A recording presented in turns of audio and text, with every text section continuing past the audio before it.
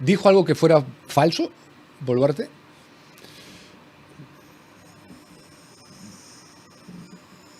El Estado fallido por excelencia en América Latina es Haití, y de hace por lo menos 3 décadas. Me consta, yo fui representante de un organismo de Naciones Unidas ante Cuba, Haití y México. México como sede y concurrente en Cuba y Haití. Tenía que ir por lo menos una vez al mes. El nivel de carencias y de inviabilidad de todo tipo de gestión era tal que sí era clasificado, si cabe la palabra clasificado o calificado como un Estado fallido.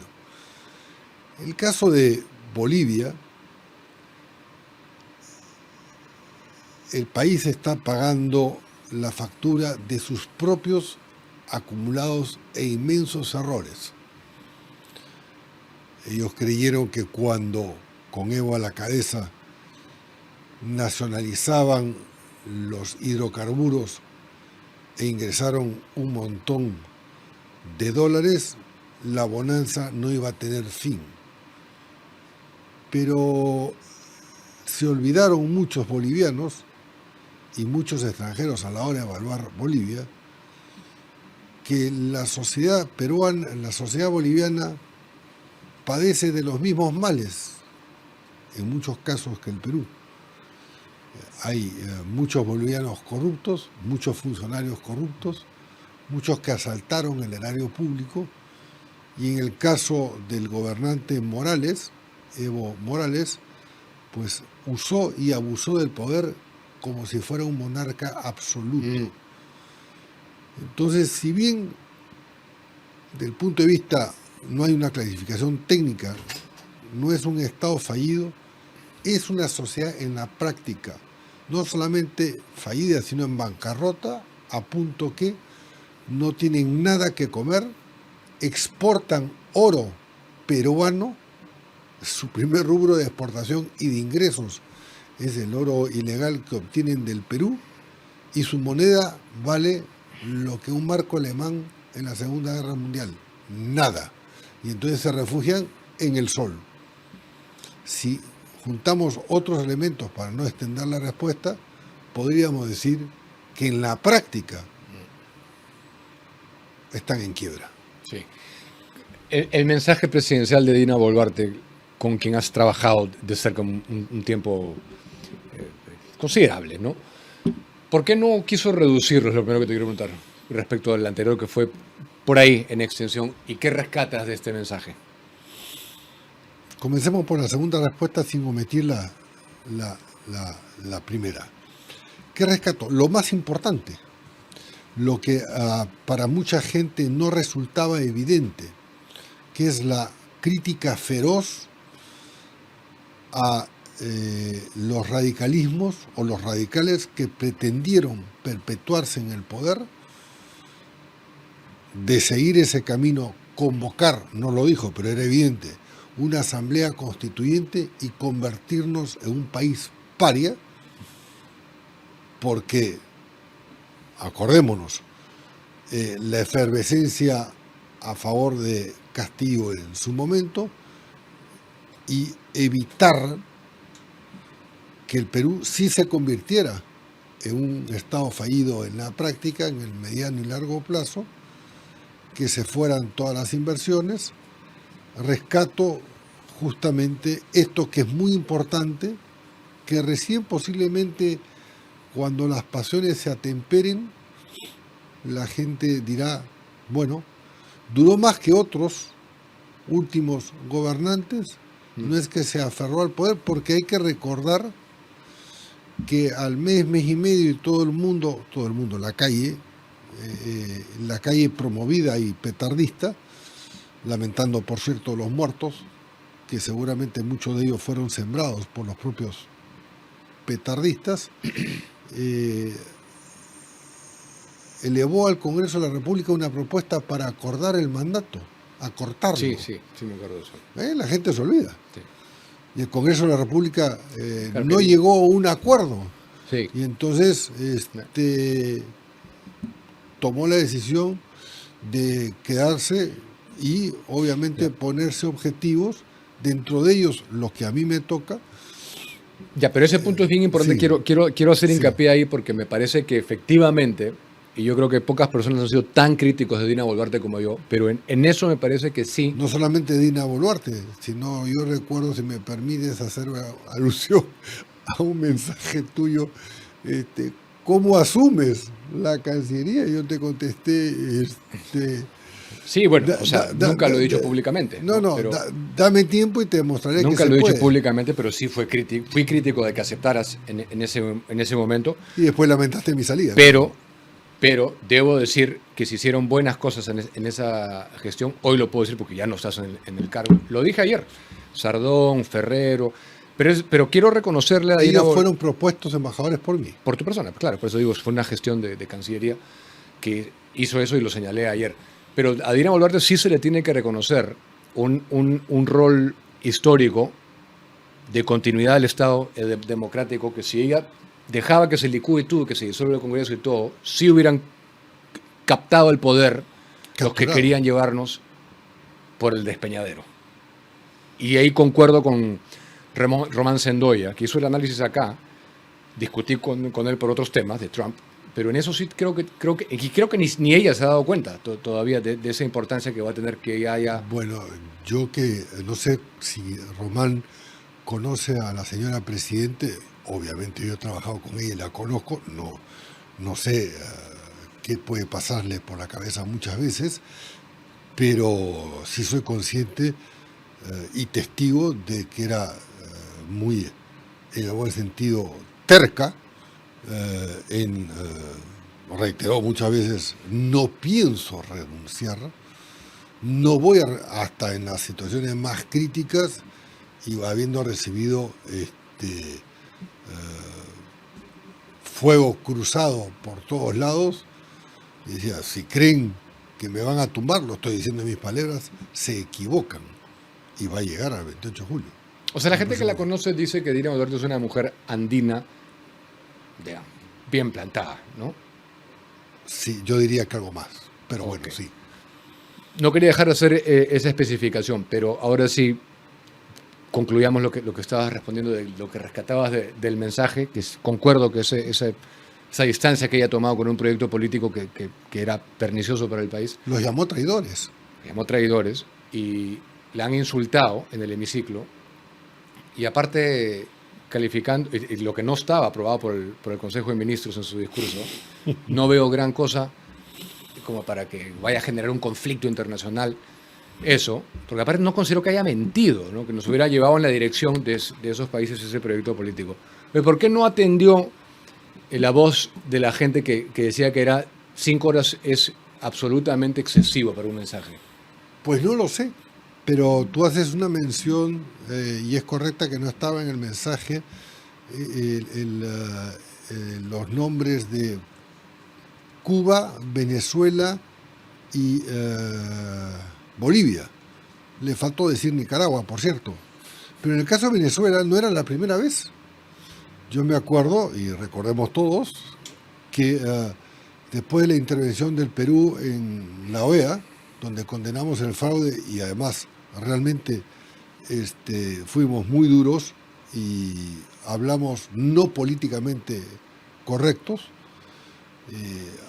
a la semana hubo un evento en la Cancillería por el Día Internacional de la Mujer, y ella calificó en los términos más duros los sucesos, el fraude concretamente, narcochavista. De manera que no es ninguna novedad, no debemos. Lo que pasa es que la gente se olvida muchas veces, o no está harta de seguir las noticias porque ve conflictos, ve a cada rato, pero tú me preguntabas también qué otras cosas rescato. Ha habido muchas expresiones dichas a su manera, en donde el énfasis ha sido la promoción de la inversión privada. Es decir, yo creo que a nadie le queda ninguna duda que el rumbo que escogió su gobierno, o ella, y acompañó el gabinete yo diría, casi de manera concurrente con mi ingreso a la Cancillería, fue apostar por la inversión privada. Decirlo con toda claridad, decirlo aquí y decirlo afuera, y sostener reuniones afuera promoviendo la inversión extranjera con las explicaciones de estabilidad jurídica de los contratos ley y demás. De manera que si a eso le sumamos que mencionó hechos reales como el inicio ya hace unos meses de la desburocratización de varios trámites, los famosos destraves, mencionó 4 o 5 proyectos, y después el aumento de la recaudación, y también, si mal no recuerdo, el aumento de las exportaciones. Bueno, todo eso se hace en un clima de un crecimiento que este año proyecta con 3.5, yo creo que posiblemente un poco menos, y obviamente también habló de la estabilidad de la moneda, lo cual en ese caso sí es mérito del Banco Central, ¿no? Sí, totalmente. A todas luces. Sí. Pero bueno, no es lo único, hay también cosas que pudo decir y no dijo. Ahora, ¿por qué 4 minutos y pico, 4 horas y pico? Y eso que nos entramos después que hubo una parte del discurso que un bloque de 15 páginas que no leyó. Cuando yo vi esa cantidad de hojas, porque escuché todo el discurso y tenía muy presente el discurso anterior, dije, se va por las 6 horas. Y creo que si los hubiera leído hubiera alcanzado casi las 6 horas. ¿Por qué no escuchó a los consejeros? Habría que preguntarle 2 cosas. Primero, si les preguntó. 2, si estos consejeros se lo aconsejaron así. Y finalmente, quizás el criterio que primó en ella fue, esta es la última oportunidad, sí, y voy a dar datos y cifras concretas, que en algunos casos creo que no hicieron bien el trabajo al final de concordar la última versión, porque hay algunas referencias que se repiten. Cuando fuiste canciller, a diferencia de otros cancilleres, no tuviste, digamos, problema con criticar a la Corte Interamericana en general, ni decir lo que no te gustaba, lo que debería. No sé si en algún momento dijiste que el Perú debería salir o dejar de reconocer la competencia, no recuerdo, no sé si lo dijiste, pero en ese contexto, ¿qué opinas respecto a que la Corte Interamericana de Derechos Humanos requiera al Estado peruano que pare el proceso de norma de la ley que se ha aprobado, que concede amnistía a policías y militares? Un día X, porque este es el antecedente, recibo una llamada de Alberto Otárola a la 1 de la tarde y me dice, Javier, ¿sabes que no hay canciller hace 5 meses, hace 5 días? Sí, leo los periódicos. Le he propuesto tu nombre a la presidenta, entre otros. ¿Aceptarías? No, le contesté por teléfono. ¿Cómo que no? No, acepto conversar. ¿Puedes venir a tal hora? Conforme. Voy a tal hora. 15 minutos, 10 minutos, y lo primero que me dice, bueno, además de decirme, bueno, las calidades, no queremos alguien externo de la Cancillería, tu perfil encaja perfectamente con lo que estamos buscando, tienes 15 minutos para convencer a la presidenta. Entonces le dije, bueno, primero tengo que escucharla y ella también tiene que saber con quién está hablando, y finalmente tomar una decisión, hacerme una propuesta y ver si, más o menos, ¿no? Si yo en esas condiciones quiero aceptar. Y cuando entra la presidenta, obviamente me paré, señora presidenta, buenas tardes, ella fue muy cordial, me explicó sobre algunas preocupaciones que tenía muy puntuales, y le dije, mire, el señor Otárola me ha dicho que tengo 15 minutos para hablar con usted. Vamos por el minuto 18 y yo tengo 2 preguntas para hacerle. Bueno, adelante, fue muy cortés. ¿Qué es lo que conoce usted de mí? Bueno, usted publica artículos, lo he escuchado en la televisión, algo así me dijo. Bueno, quiero que sepa que yo soy un demócrata, no soy un neodemócrata. Fui fundador del Movimiento Libertad. Estuve en contra del 5 de abril por razones políticas, digamos, democráticas. Trabajé con Javier Pérez de Cuellar, después 20 años en Naciones Unidas, y no estoy dispuesto, porque no es la primera vez que tengo la oportunidad de cambiar mi forma de pensar como demócrata, por una faja ministerial. Y entonces yo me retiro porque entiendo por el señor Otárola que usted va a entrevistar a otras personas, si desea vuelvo para conversar. Y me dijo, prosiga, canciller. Y el señor Otárola le pregunta a ella, concretamente, ¿usted está segura, señora Presidente? Sí, es el canciller que el Perú y yo hoy necesitamos. ¿Cuándo puede juramentar? Cuando usted lo disponga, señor Presidente. Llamó al edecán y le dijo al presidente al canciller, juramenta mañana a las 12 del día. Con esto... ¿Pero por qué le quisieras hacer esa especificidad como si ella ejerciera una dictadura, que tú estás en contra del 5 de abril y de otras cosas? Lo que pasa es que el país hay mucha desmemoria y hay mucho neodemócrata, y no vamos a dar nombres, pero gente que apoyó, ¿cómo se llama?, la ruptura constitucional, y yo no lo hubiera apoyado nunca, como que no la apoyé,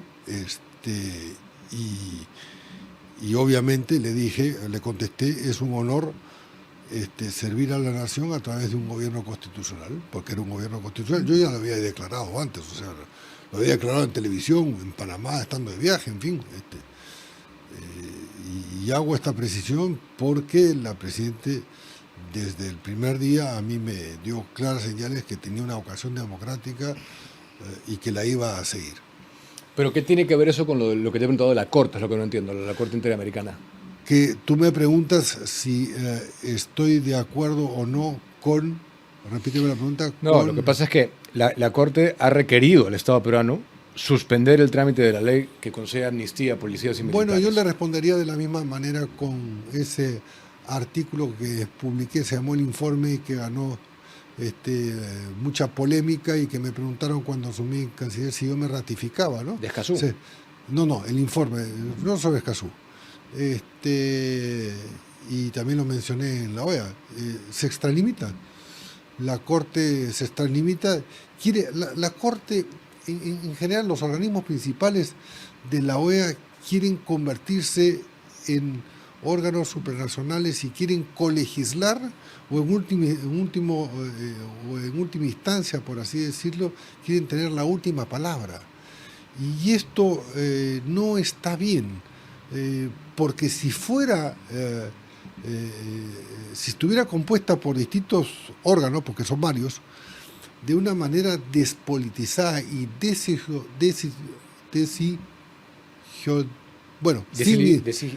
ideologizada. Sí, exacto. Hay mucha ideología a la interna. Así es. Entonces uno diría, bueno, las cosas son equilibradas, pero si se la pasa persiguiendo a las víctimas, perdón, a quienes defendieron la democracia, y te obliga a pagarle a los terroristas dinero, bueno, yo haría lo que hizo otros países. No le contesto y no le pago. O sea, no... ¿Cuál es la crisis? No, sin necesidad de salirse. Simplemente no haces caso omiso. No le contesto. Ni siquiera le contesto. En este caso tampoco se debería contestar, porque Arana públicamente lo ha rechazado. Bueno, él es el primer ministro, el presidente del Consejo de Ministros, y tendrá sus razones. Yo no le hubiera contestado. ¿Cuál es el problema? Y no solamente cuál es el problema, sino cuál sería la consecuencia. Muy sencillo, contestas lo que realmente viene desprovisto de ideología. Y lo señalé antes, cuando a Fujimori, a Castillo, se lo tomó preso, estuvo 3 o 4 días, nadie ni siquiera lo rasguñó, pasó todos los exámenes legales y nadie ni siquiera lo tocó. Sin embargo, a los 3 o 4 días vinieron 3 o 4 comisionados de la OEA a verificar el estado de salud del presidente Castillo, lo cual fue un insulto, fue un turismo ideológico. O sea, realmente a mí me dio repugnancia ver esto en los periódicos. Yo no los hubiera dejado ni siquiera entrar. Es decir, ni siquiera la señora de Castillo dijo que se lo había maltratado. Se lo habían forcejeado con él, ni siquiera lo habían golpeado un poquito, empujado en un automóvil. Nadie dijo nada, nunca, ni una persona, ni de izquierda radical, nadie. Sin embargo, Arribaron 3 señores pagados por nosotros, porque somos sufragantes del sistema interamericano, aquí. Insultante. Hay gente que piensa, entre ellos, bueno, ahora ya no porque ya ha cambiado un poco su postura, pero hasta hace poco Francisco Tudela consideraba que había que procurar hacer el cambio desde adentro. Cual me remite a mi siguiente pregunta, porque Alberto Correa fue designado por ti también, ¿no? No fue designado. No fue designado, pero fue nominado. Tampoco fue nominado por el Perú. Claro, pero... yo recogí la candidatura con 2 votos y con un trabajo, la Cancillería, y con un trabajo de filigrana obtuvimos, lo cual me generó mucha felicidad. Estando en China a las 12 de la noche, se adelantaron las votaciones. La primera votación con 16 votos, cuando para ser elegido eran 14. Y bueno, la Cancillería trabajó muy bien esa Cancillería. Pero si no hubieras estado ahí, seguramente no se hubiera dado. Eso es lo que no quiero personalizar. Lo que quiero decir es eso. No lo quiero personalizar. ¿Crees que el hecho de que él ahora esté ahí haga una diferencia? Sí puede hacer una diferencia, porque hoy por hoy se están equilibrando las cosas, porque en la última Asamblea General, hace poco, que fue en Washington, el delegado americano, que no era el representante, dijo con toda claridad que si no elegían a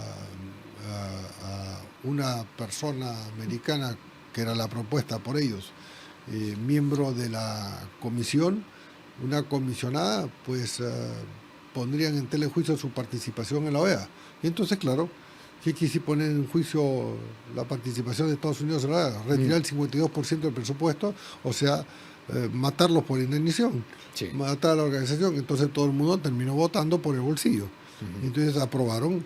Entonces creo que las cosas se van equilibrando. Pero respecto a la reforma, quiero comentar algo que nunca había dicho en público, que el ministro Arana y yo trabajamos justicia y relaciones exteriores, pero finalmente los documentos los intercambiamos entre él y yo durante 2 o 3 meses, unas reflexiones sobre la reforma de la OEA, profundas reflexiones sobre todo lo que había que hacer, y lo compartí en mi caso con muchos cancilleres, algunos de los cuales siguen en sus cargos, obviamente cancilleres que estuvieran de acuerdo con las libertades, con la democracia, y que criticaran esta orientación de hace unos 20 o 25 años capturada por la izquierda maximalista de la OEA. Ese documento se va a discutir, quiero que sepas. ¿En dónde se va a discutir? Lo han retomado varios ex cancilleres, los están, yo sé, porque tengo todavía comunicación, gracias a ellos, gentileza por parte de muchos, están, ¿cómo se llama?, discutiéndolo, seguramente mejorándolo, porque yo dije, esta es una propuesta a ser mejorada, en el chat que creé, que se llamó 4 meses antes. Pero externamente, no creo que en la asamblea, ¿no? ¿Perdón? No creo que en una asamblea de la OEA se vaya a ver esto, ¿no? Bueno, la única única institución para hacer una reforma interna es... O sea, ¿sería ahí? Sería ahí. Ah, ok, pues es una cosa bien interesante. Yo calculo que posiblemente si generan un documento más sustantivo, porque el nuestro era importante, pero no somos pues los creadores, los miembros del Génesis, ni el señor Arana ni yo, mucho menos, podrá haber un debate dentro de 4, 6 u 8 meses, en el entendido que no será fácil, porque hay un secretario general nuevo en la OEA, el canciller de Surinam, que ha bebido de las fuentes de la izquierda. Sí, claro. Pero tiene a Estados Unidos hoy... nosotros habíamos apoyado al de Paraguay. Muy presente. Sí. Ahora, la gente está preguntando, no sé cuándo fue la última vez que te entrevisté, me imagino que ha sido hace 2 o 3 meses, si mal no recuerdo, pero era muy fresco lo de la renuncia, más 3 que 2, ¿no? En realidad. Al fin y al cabo, quiere saber la gente qué vas a hacer. La gente que vio con simpatía cómo ejerciste la labor de canciller quiere saber qué vas a hacer. ¿Has pensado cuál sería tu futuro en política? Sí he pensado.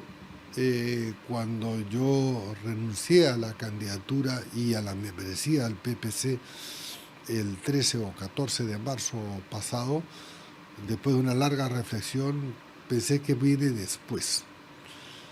Y mira, yo tomé una decisión, y creo que lo comentamos un día en una conversación personal, y aquí no hay nada ¿cómo se llama?, que no se pueda comentar, que me había preparado a largo tiempo para estar en la política, para aspirar a las mayores responsabilidades. Y cuando renuncié recibí varios mensajes, obviamente del centro a la derecha, ¿no? La izquierda no me quiere. Uh-huh. Y tienen razón de no quererme. Claro, hay izquierdas democráticas, y ahí sí hay ejemplos en el Perú de izquierdistas demócratas que yo admiré en su momento, como Alfonso Barrantes, el que fue alcalde de Lima. Pero son otros tiempos, yo creo que las mentalidades... Pero desgraciadamente otros tiempos, porque se ha degradado la política, ojo. También es cierto eso. Enrique Bernales era socialista y era un señor senador. Destacado parlamentarista, claro. Claro, yo conversaba con él, siendo muy mayor, yo aprendía de él, por cierto. ¿Qué voy a hacer? Ahora estoy en lo que llamo, es un juego de palabras, en una observación activa. Esto quiere decir que sigo muy de cerca la política, y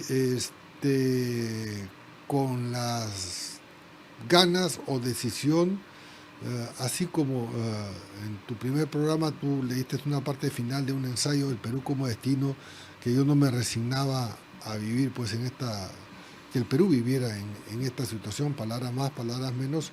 Yo soy un porfiado creyente y amante del Perú, y voy a seguir donde pueda, en el lugar donde esté, en el sector público, en el sector privado, entrevistado o no, combatiendo por una política ética, eficiente, transparente y con propuestas. Y entonces ahora, claro, en esta observación activa estoy bastante ocupado. Obviamente hago cosas que antes no podía hacer. Estoy yendo al gimnasio en las mañanas 2 o 3 horas, y estoy escribiendo propuestas de políticas de cambios radicales. Mejor dicho, las estoy afinando, porque hay algunas de ellas que, ¿cómo se llama?, las he venido trabajando hace 4 o 5 años.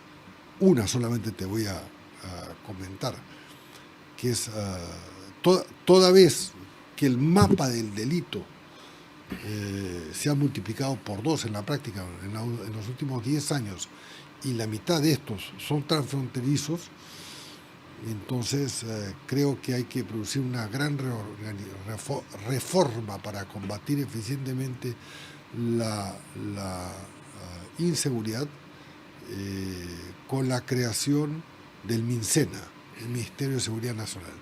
Ahí me quedo. O sea, canjear interior por eso. No voy a profundizar, porque después se copian las ideas. Pero las ideas, lo que estás escribiendo, lo que estás afinando, lo tendrías que poner a disposición de un proyecto político, porque si no queda para ti. No. Hay 2 opciones. O lo pongo a disposición de un proyecto político, si me lo requieren, yo no voy a estar tocando puertas, o en su momento a los 2 finalistas.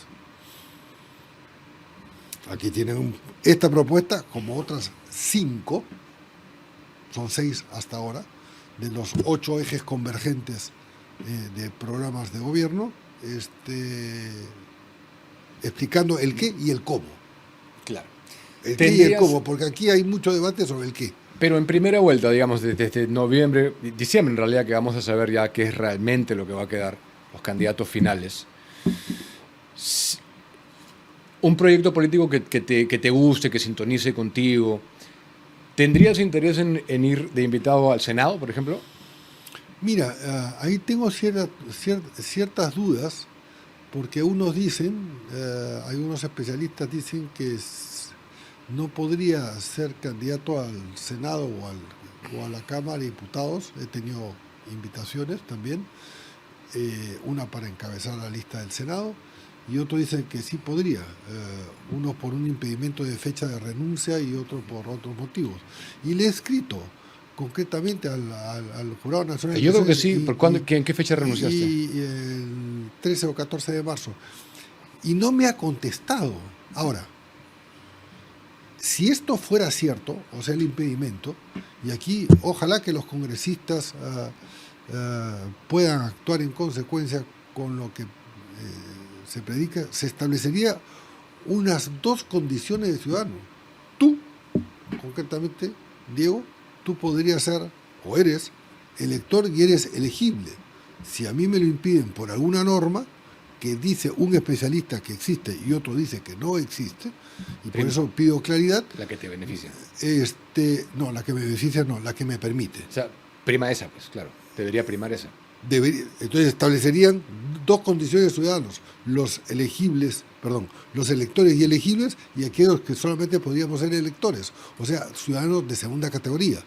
Y eso sí es abiertamente inconstitucional y además viola el Pacto de Derechos Civiles, Políticos y Sociales de 1966, al cual adhirió el Perú, que no se puede hacer ninguna discriminación por raza, sexo y otras condiciones. Una de ellas sería la que es una norma local, y este pacto internacional sí es de cumplimiento obligatorio del Perú. Unidad y Paz y el PPC. Esa ha sido una de las grandes novedades de las últimas 2 semanas. ¿Qué opinas de ese pacto, alianza política que se ha conformado? ¿Qué puede crecer? Sí, bueno, pero eso, evidentemente ellos piensan eso, ¿no? Pero que tú has estado en el PPC, o sea, ¿qué opinas? ¿Ves que es una alianza obvia con Quiabra del PPC? A mí me sorprendió, se lo dije a Javier Bedoya acá a los pocos días.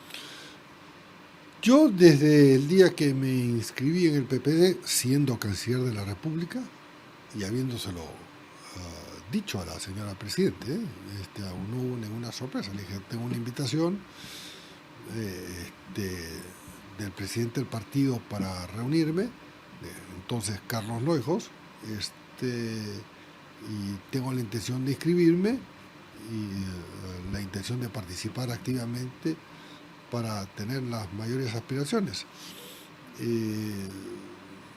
Yo creo que desde el principio me di cuenta que esa era una alianza que promovían algunos dirigentes. Yo era un militante, ¿no?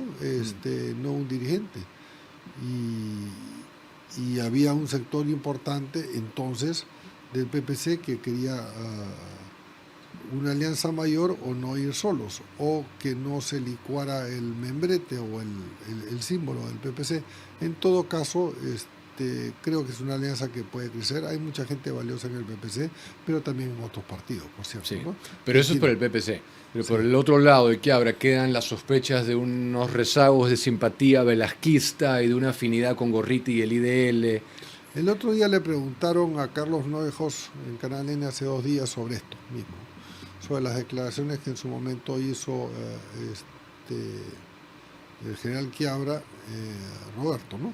Roberto Quiabra, que en lo personal es muy simpático y es temperamental, en buen sentido de la palabra, conoce sobre el arte de la guerra, por así decirlo. Y Carlos dijo, bueno, que conteste él sobre esas declaraciones, ¿no? Que sí, en su momento llamaron la atención porque fueron muy proclives al velascato, ¿no? Como ya no estás en un cargo público, te puedo preguntar esto, ¿no? Pero ya puedes preguntar de todo. Hablar con libertad. ¿Cómo consideras? Perdóname, siempre hablé con libertad, ¿eh? Sí, pero preguntar por otros funcionarios eso es odioso, ¿no? Siempre hay reparos con eso. Pero, ¿cómo consideras que lo está haciendo el alcalde de Lima? Bien. ¿Pero por qué? Cuando dice, elabora un poco más eso. Porque el sí o no siempre... ¿Por qué dices bien? Porque realmente trabaja. A mí me consta, cuando digo me consta es porque yo sigo, así como tiene la observación activa, sigo la política muy al detalle. Sí, hay gente que lo llama a las 11, 12 de la noche, sí, para hacerle consultas, contesta los chats. Estamos en un par de chats, o participamos en un par de chats, me parece, y veo que contesta muy brevemente, pero responde y no tiene descanso. Cuando digo no tiene descanso, trabaja de lunes a domingo y estamos viendo los resultados. Hay gente que ha dicho que le parecía que la presidenta tendría que haberse pronunciado por el tema de los trenes porque ya es de interés nacional. ¿No le parece que le faltó eso? Yo creo que tienen razón quienes opinan así. ¿Y crees que hay un elemento de politización de ese proyecto de los trenes? ¿Por parte de quién? De César Acuña y del ministro Sandoval. De obstaculizar el camino hacia la implementación de esos trenes. No me consta. No, obviamente no, es muy difícil decir si me consta, ¿no? Pero ¿no crees que...? No, es que podría decir si me consta si hubiera una declaración política de las dos personas que tú has citado, pero no la hay. Pero es razonable colegir eso si es que vemos que César Acuña va a postular. De hecho, estuve en el norte el fin de semana, he regresado, la carretera ya está pintada con César Acuña presidente. Él va a postular de todas maneras. Él va a postular, entonces eso sería un rédito político enorme para López Aliaga, que no le gustaría mucho seguramente a César Acuña. Bueno, tú sabes que en la política, en lo que se llama la política ascendente, que es la competencia por obtener el poder y ganar unas elecciones, muchas cosas se utilizan para levantar las posibilidades de uno y aminorar las posibilidades del adversario. No te quiero dejar de preguntar, porque ambos somos practicantes y de fe. ¿Cómo consideras que está yendo el papado de León XIV? Magnífico. ¿Estás contento y agradecido? Feliz de la vida. Me parece que le está haciendo un bien al catolicismo. No solamente, no, al mundo. Al mundo. Al mundo. Lo sigo así, muy de cerca. Cercanamente lo sigues. Casi la marcación a Maradona, la famosa marcación a Maradona. Estoy unido en una suerte de página donde llegan todos los mensajes y lo que dice, lo que expresa, la mirada, incluso cuando dice cosas que no van a ser del agrado de la audiencia, lo dice con una seguridad y su propia historia. Hemos escuchado una cantidad de chiclayanos que lo vieron llegar, que dijeron, bueno, se sentaba ahí, cocinaba, hacía esto, tomaba lo otro, una persona normal, pero además su condición de matemático y teólogo, que es una mezcla muy rara, pero que explica mucho de la Iglesia desde Ratzinger, que tras un debate de más de 40 años con Habermas, llegaron a la conclusión, un debate epistolar. Ratzinger era un inmenso teólogo con más de 80. Ratzinger es Benedicto XVI. Yo creo que fue injusto. La Iglesia, una facción de la Iglesia, y creo que la historia fue injusta con Benedicto y no terminó como tendría que haber terminado. Bueno, a ver, Ratzinger es el exponente más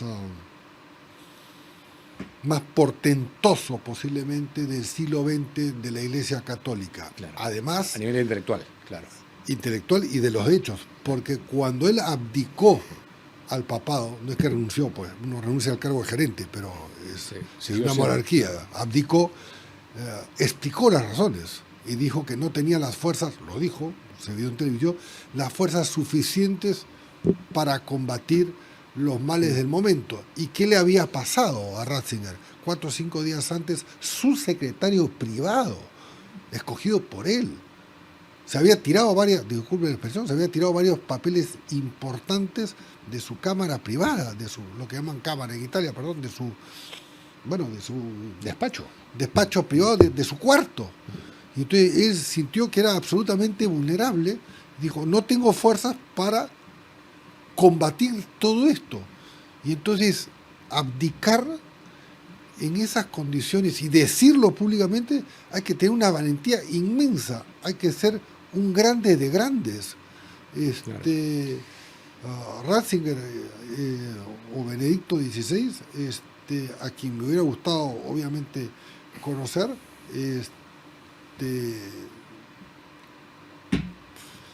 la historia lo va a registrar como posiblemente el mejor papa, aunque no sé si cuánto tiempo duró su papado, si del siglo XX o por lo menos el que marcó el inicio del siglo XXI.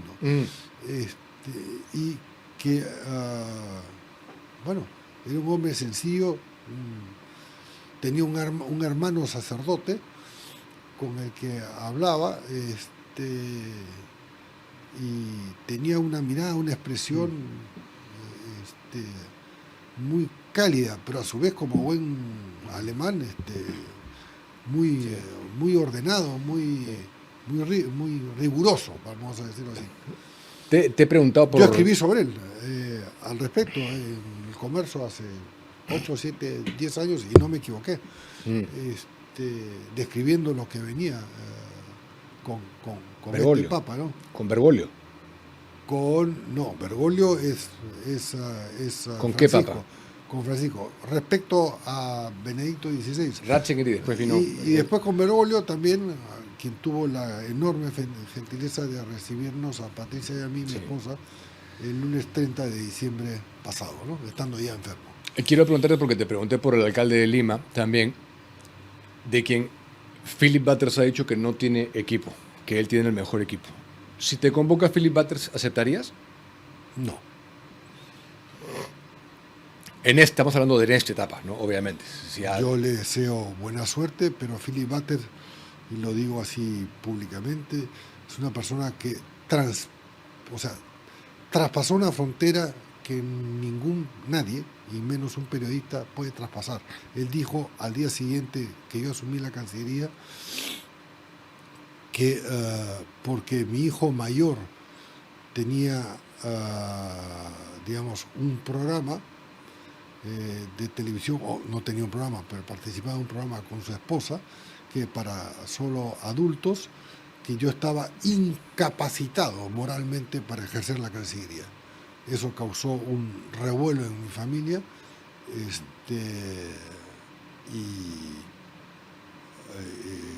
bueno, yo dispuse, discúlpame la expresión, que nadie le contestara en mi familia, y después a los 2 o 3 días esto fue tendencia en los medios y lo achicharraron, le dijeron, juzga al padre como canciller. El hijo tiene 40 años y hace su vida, y yo amo a mi hijo y respeto lo que hace. Por esa razón yo no podría colaborar, trabajar, y además pienso que sus altibajos emocionales lo hacen lo que vemos siempre o con frecuencia, ser muy agresivo, muy agresor. Y entonces, claro, el que agrede e insulta, bueno, recibe lo mismo, ¿no? Me acuerdo hace 2 años que yo escuchaba, o menos tal vez, PBO temprano en las mañanas, la primera hora era una marea de aplausos y felicitaciones al alcalde, ¿no? A Rafael López Aliaga. Bueno, hoy poco menos que le ha dicho que es un sinvergüenza, todo lo que le ha podido decir se lo ha dicho. Entonces, y además afirmando que es su pariente, cosa que yo no sé si lo es. En todo caso, hay cosas que no se pueden hacer, y él ha transgredido ese límite. Okay. Lo lamento por él, porque él es el que pierde, ¿no? No en mi caso, ¿no? Él dijo en ese programa, no, yo soy muy amigo de él, lo considero unas personas, lo dejo así, disculpen, unas mentes más inteligentes del Perú, pero quiero que conteste si le ha informado a la señora Presidente que su hijo mayor tal cosa, y creo que está por esto incapacitado moralmente para ser el canciller del Perú. Fíjate tú. Bueno, con eso me voy. Gracias por haber venido.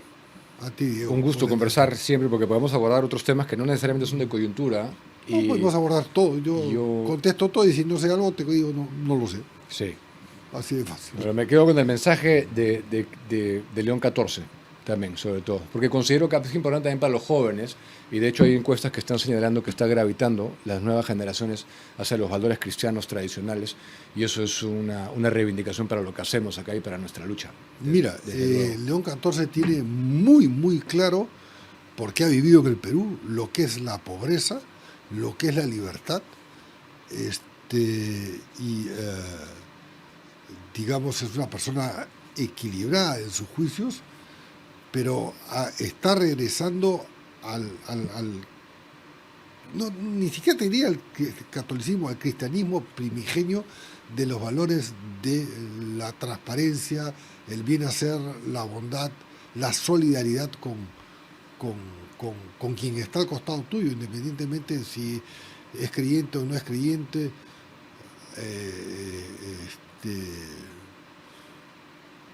Es una persona que no alardea del poder inmenso. Porque el otro día alguien me dijo, no, los papas no tienen poder. Que no tienen poder. Los papas, por favor, no conocen la historia de la iglesia. No, sí, claro, ¿cómo no van a tener? Por favor, tiene jefe una de Estado. inmensa... No, Y por no de jefe de cualquier Estado. Estado. Es un líder espiritual y quizás el líder espiritual más permanente, ¿no? Y no solamente eso, sino de Occidente, y tiene influencia en Oriente, porque está la iglesia ortodoxa cristiana y hay un diálogo que ha comenzado camino hacia el ecumenismo, en el que yo sí creo que